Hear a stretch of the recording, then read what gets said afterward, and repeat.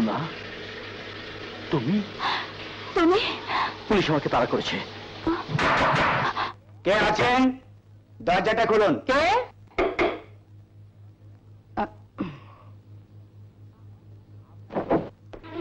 আপনি?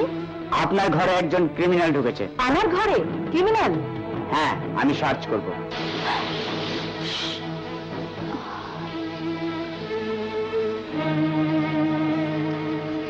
ঠিক আছে, দেখুন।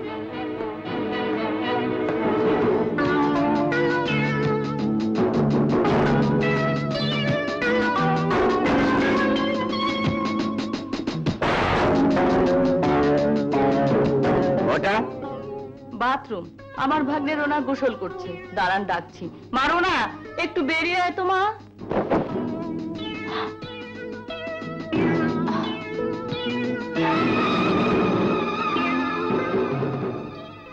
আপনি?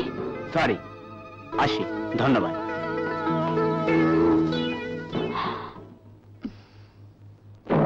পুলিশ চলে গেছে, এখন আর কোনো ভয় নেই।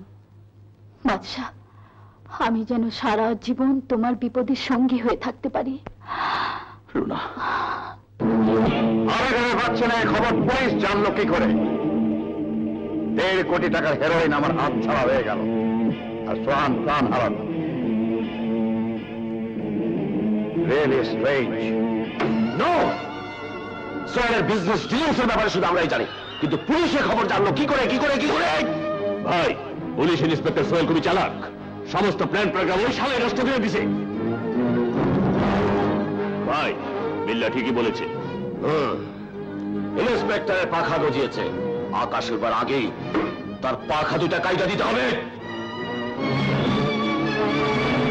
ভাই, তুমি বললে আমি ওই শালাকে নো গাঙ্গুয়া, নো। মাথা গরম করে লাভ হবে না।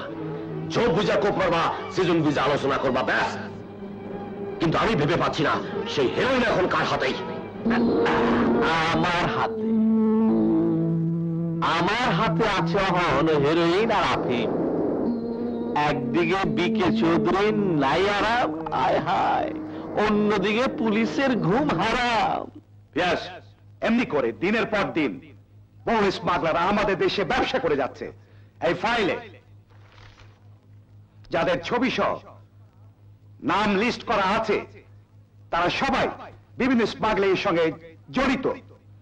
তাদের মধ্যে এখানে এমন একজনের নাম আছে যে অপরাধী, অথচ আমরা তার কোনো প্রমাণ পাচ্ছি না। তার নাম বাদশা। যেভাবেই হোক প্রমাণ সহ বাদশাকে অপরাধী সাব্যস্ত করতেই হবে। ভাইয়া স্মাগলার? কি বলছিস তুই?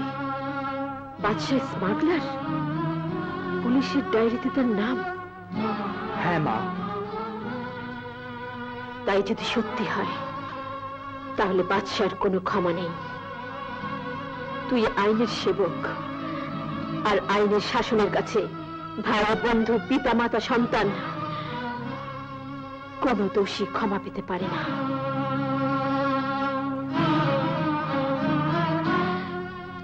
তাই আমি মা হয়ে তোকে আদেশ করছি, যেভাবে পারিস প্রমাণ সহ অপরাধীকে আইনের হাতে তুলে দে।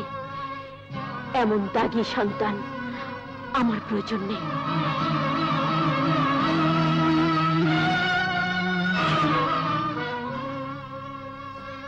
কোনো প্রয়োজন নেই।